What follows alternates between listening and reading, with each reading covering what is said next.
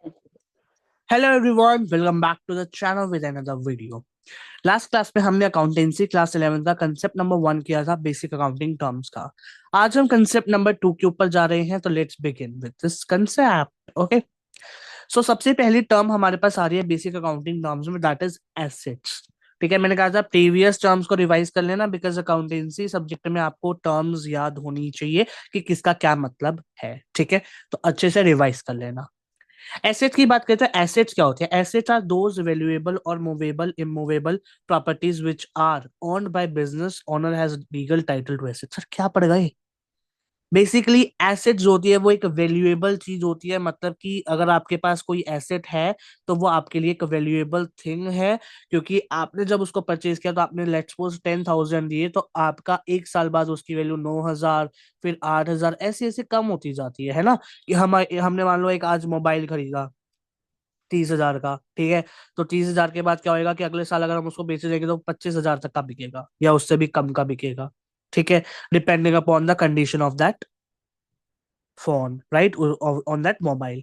तो that is your asset. ऐसे ही businesses में भी क्या होता है, एसेट्स होती है जो कि मूवेबल भी होती है और इमूवेबल भी होती है।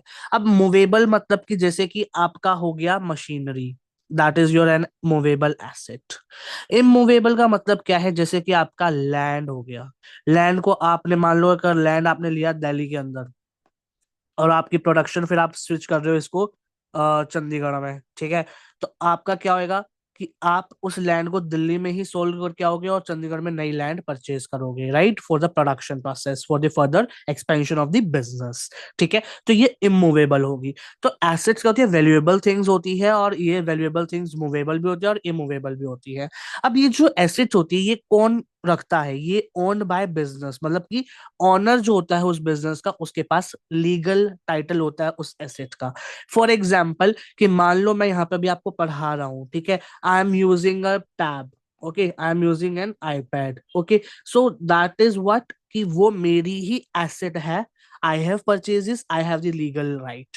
ऐसे ही आपके पास आपका मोबाइल फोन होता है, तो that means you have the legal right of that mobile, कि वो आपका ही है, आपकी एसेट है। ऐसे ही बिजनेसेस में भी क्या होता है, जो आपका ओनर होता है, मतलब जिसका भी वो बिजनेस होता है, उसके पास लीगल राइट होता है टू दी एसेट्स।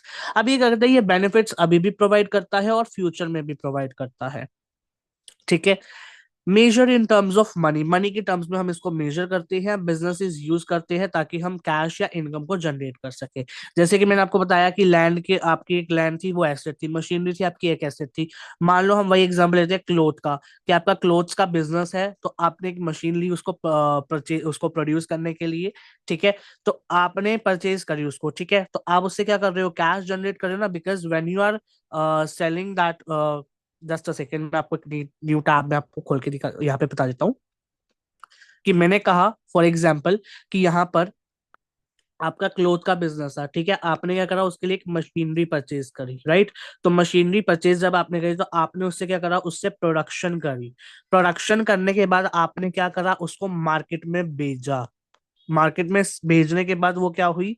सेल हुई।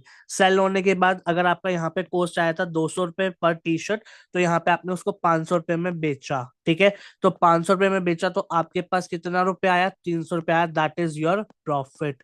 तो मतलब कि आपने इतना पैसा कमाया for that, from that machine. ठीक है, सो यहाँ पर क्या है, हमारा एसेट्स का मतलब समझ आ गया। ठीक है, अब बहुत तरह के एसेट्स होते हैं, जैसे कि fixed asset, current asset, tangible asset, intangible asset, सबके बारे में हम डिस्कस करेंगे। तो सबसे पहली टर्म आ रही है हमारे पास, फिक्स्ड एसेट क्या होती है? फिक्स्ड एसेट्स वो एसेट होती है जो हम कॉन्टिन्यूसली यूज करते हैं मोर देन 1 और 2 ईयर्स। फॉर एग्जाम्पल कि जैसे आपके घर में क्या होता है, अगर ये तो बिजनेस पॉइंट ऑफ व्यू से आ रहा है, ठीक है। अब मैं आपको रियल लाइफ एग्जांपल्स देता हूँ कि फॉर एग्जांपल आपके घर में क्या है, आपके घर में एसी है, टीवी है, रेफ्रिजरेटर है, ठीक है, आपके घर में वॉशिंग मशीन है, आपके घर में ओवन है, बहुत सारे अप्लायंसेस है, तो वो क्या है? आपके लिए एक फिक्स्ड एसेट है। जबकि वो चीजें आप 8 से 10 साल तक यूज करते हो, फिर जाके चेंज करते हो, ठीक है। लेकिन बिजनेसेस में क्या कह रहा है कि एसेट्स कॉन्टिन्यूसली यूज की जाती है, मोर देन 1 और 2 ईयर्स यहाँ पे भी यूज की जा सकती है, लेकिन हमें ना 2 साल के बाद मैक्सिमम स्विच करना पड़ता है, हमें अपग्रेड करना पड़ता है।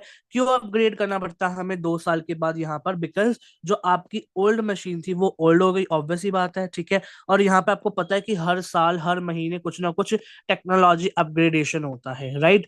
जैसे कि अगर हम बात करें टेक्नोलॉजी की, तो जैसे एंड्रॉयड फोन्स है तो उसमें एंड्रॉयड वर्जन अपग्रेड होता है। जैसे हम एप्पल की बात करें तो एप्पल में iOS अपडेट होते हैं। अभी तो रिसेंटली ये भी आ रहा है कि अब डायरेक्टली iOS 19 की जगह iOS 26 आ रहा है। तो मतलब कि दे आर रिवोल्यूशनिंग, मतलब वो चेंज कर रहे हैं, वो भी रिवोल्यूशन ला रहे हैं, ठीक है। टेक्नोलॉजी की बात हो गई। ऐसी आपके बहुत सारे टीवीज है। पहले टीवी क्या होते थे? वो आते थे जिसमें आपका ब्लैक एंड व्हाइट होता था, लेकिन अब क्या हो गया? अब आपके टीवीज क्या आने लग गए हैं? अब आपके टीवीज एलईडी वाले आने लग गए, ठीक है। एलसीडी वाले आते थे पहले। तो अब आपके फिर क्या हो गया? अब आपका स्मार्ट टीवी आने लग गए हैं जिसपे आप अपना मनपसंद चाह नेटफ्लिक्स से चिल कर सकते हो या बहुत कुछ कर सकते हो आप, राइट। तो आपके बहुत सारे स्मार्ट टीवीज आ रहे हैं, ऐसे ही एप्पल के आ रहे हैं, मतलब बहुत सारी चीजें जो है इनोवेट हो रही हैं। तो ऐसे ही क्या होता है कि यहाँ पर एसेट्स भी इनोवेट कर दी है, मतलब जो हमारी एसेट्स होते हैं उनको भी चेंज करना पड़ता है इन द बिजनेस, ताकि वो मैन्युफैक्चर कर सके गुड्स एंड सर्विसेज को, और जो कि आगे जाके वो सेल करे और उससे प्रॉफिट कमाए। अब जो ये एसेट्स परचेज की जाती है वो सेल के लिए नहीं की जाती है, that is use for the production of that product, ठीक है। तो यहाँ पर क्या होता है? फॉर एग्जाम्पल जैसे लैंड हो गया, बिल्डिंग हो गया, मोटर व्हीकल हो गया, प्लांट एंड मशीनरी हो गया, फर्नीचर, लाइव स्टॉक हो गया, ये सब चीजें, ठीक है। प्लांट एंड मशीनरी में प्लांट का मतलब पेड़ पौधे नहीं होता है, प्लांट का मतलब होता है कि एक बहुत बड़ा प्लांट, जैसे कि इलेक्ट्रिसिटी प्लांट होते हैं, ठीक है। यहाँ पर इलेक्ट्रिसिटी जनरेशन सोलर पैनल से जो जनरेट होता है, या फिर you can say wind power plants होते हैं, ऐसे ही बहुत सारे प्लांट्स होते हैं बिजनेसेस के भी, ठीक है। तो that is known as fixed assets, ठीक है, जो हम कहीं पे ले जा नहीं सकते, जैसे कि लैंड हो गया, बिल्डिंग हो गया आपका, प्लांट एंड मशीनरी हो गया, फर्नीचर, लाइफ स्टॉक हो गया, ठीक है। इजिली हम मूवेबल नहीं कर सकते उनको। करंट एसेट्स क्या होती है? करंट एसेट्स वो एसेट्स होती है जो आपकी बिजनेस क्या करती है, बिजनेस के थ्रू होती है, for the process of converting into the cash within a period of 1 year, और such assets are mean for sale. मतलब कि जैसे कि आपके पास कैश है, ठीक है। तो कैश, तो चलो कैश को किस में कन्वर्ट करोगे? स्टॉक्स है मान लो, ठीक है, स्टॉक्स है। तो स्टॉक को आप क्या कर सकते हो? बहुत ही इजीली 1 ईयर के अंदर अंदर उसको कैश में कन्वर्ट कर सकते हो, ठीक है, और उसको सेल भी कर सकते हो। तो ये दो day to day working operations के लिए किया जाता है, रिक्वायर्ड किया जाता है for the business. For example cash हो गया, स्टॉक हो गया, डेटर्स हो गए। डेटर्स होते हैं जो आपसे उधार लेके जाते हैं, ठीक है। बैंक बैलेंस हो गया आपका, बिल रिसीवेबल हो गया, जो आपको बिल रिसीवेबल होएगा, आपके पास पैसा आएगा, आपने सेल करी। तो ये सब चीजें हम जो टर्म्स आप आगे डिस्कस करेंगे। प्रीपेड एक्सपेंसेस, एक्रूड इनकम, ये सब चीजें, ठीक है। तो टेंजिबल एसेट पे आते हैं अगले कंसेप्ट पे, that is tangible asset. Tangible asset क्या होती है? जिनको हम टच कर सकते हैं, फील कर सकते हैं, फिजिकल एग्जिस्टेंस होती है जिनकी, जैसे कि सारी की सारी करंट एंड फिक्स्ड एसेट्स। तो आपको समझ आ गया कि फिक्स्ड एसेट और करंट एसेट्स किस में आएंगे? टेंजिबल एसेट में। इनटेंजिबल नाम से है कि जिसको हम टच नहीं कर सकते, फिजिकल एग्जिस्टेंस ही नहीं है, ना उनको देख सकते ना हम उसको टच कर सकते, बस उनको हम रियलाइज कर सकते हैं, हम उसको फील कर सकते हैं, ठीक है। तो ये एसेट्स हेल्प करती है फॉर द अर्निंग प्रॉफिट्स। अब ये बताओ कि यहाँ पर जैसे कि मैं ऑनलाइन पढ़ाता हूँ फॉर एग्जाम्पल, ठीक है। Now I am teaching you online, ठीक है। तो ऑनलाइन पढ़ाने के लिए आप यूट्यूब पे आए, ठीक है। अब यूट्यूब पे आपने वीडियो सर्च करी है, कुछ भी करा, तो ठीक है, आपने इंटरनेट यूज करा। तो internet is an intangible asset, ठीक है। जो भी आपके पास मान लो जियो की सिम है, ठीक है, तो आप जियो का नेट यूज कर रहे हो। आपके पास एयरटेल की सिम है, तो आप एयरटेल की सिम, एयरटेल का इंटरनेट यूज कर रहे हो। या फिर आपके पास वाईफाई है किसी भी दोनों में से किसी भी कंपनी का, या अनदर बीएसएनएल हो गया, बहुत अदर ब्रांड्स होते हैं जो प्रोवाइड करते हैं, ठीक। तो आप इंटरनेट यूज कर रहे हो, तो वो क्या है आपके लिए? एक इंटेंजिबल एसेट है which you are using for studying, ठीक है। स्टडी के लिए आप उसको यूज करते हैं, ठीक है। तो ये हो गया इंटेंजिबल। जैसे कि आप बिजनेस के पॉइंट ऑफ व्यू में देखें, इंटेंजिबल एसेट्स कौन से होते हैं? जैसे गुडविल हो गया, पेटेंट हो गया, ट्रेडमार्क हो गया, कॉपीराइट हो गया, सॉफ्टवेयर हो गया, रिकॉपीज लाइसेंस। अब सॉफ्टवेयर की बात करें तो हमारा SDCIMS है, ठीक है। तो SDCIMS क्या है? जो स्टूडेंट्स के रिकॉर्ड वगैरह, उनके अटेंडेंस वगैरह, उनका सब कुछ मैनेज करता है। तो that is my intellectual property, ठीक है, किसी और का राइट उस चीज पे नहीं है।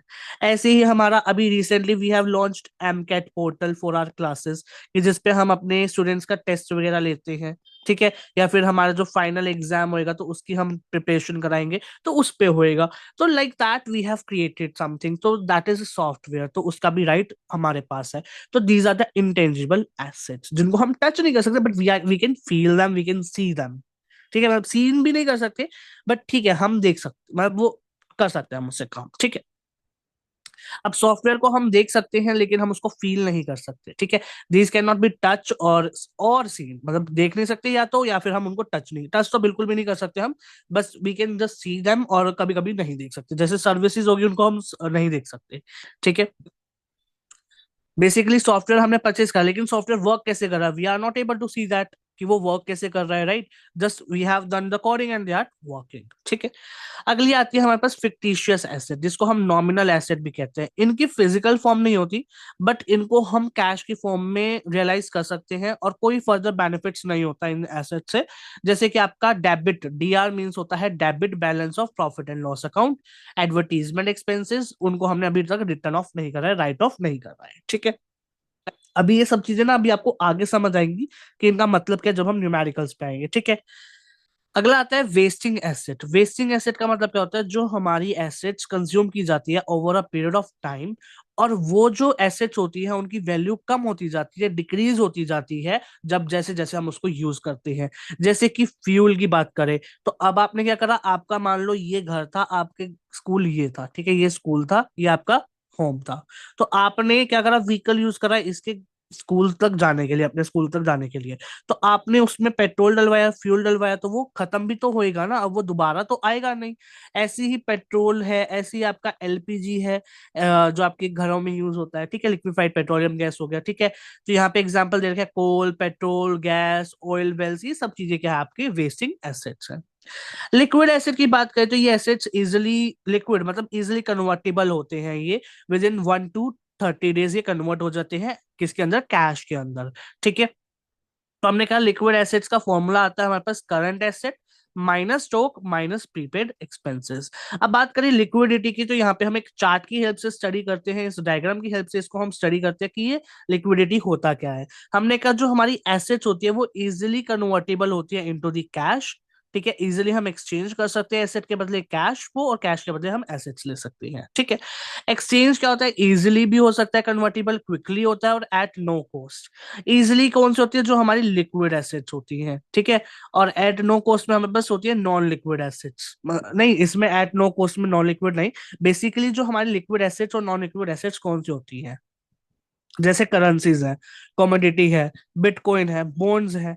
तो यहाँ पर क्या है, इजिली कन्वर्टेबल कौन सा आपका, जैसे कि मान लो बिटकॉइन हो गया या गोल्ड हो गया, गोल्ड आपका इजिली कन्वर्टेबल है, क्विकली और एट नो कॉस्ट, इन तीन बेसिस पे आप इनको कर सकते हो कन्वर्टेबल। ठीक है, non acid, non liquid acid की बात करें तो जैसे कमोडिटी है, उसको हम कन्वर्ट नहीं कर सकते इनटू दी कैश। ठीक है, एंटिक पीसीज है, इलेक्ट्रॉनिक डिवाइसेस है, आर्ट है, उनको हम कैश में कन्वर्ट नहीं कर सकते। अब क्योंकि सर इलेक्ट्रॉनिक्स तो हम बेच सकते हैं, लेकिन आपको उसकी एक्चुअल वैल्यू तो नहीं मिलेगी ना, लेकिन करेंसी की तो आपका करेंसी हो गया। ठीक है, बिटकॉइन का आपको एक्चुअल करेंसी की वैल्यू में मिल जाएगा, कमोडिटी जो है आपको उसको भी मिल जाएगा, बॉन्ड्स है, शेयर्स है, ये सब चीजें आप अगर बेचोगे तो आपको मनी की टर्म्स में उतना मिल जाएगा, जैसे गोल्ड हो गया या डायमंड हो गया।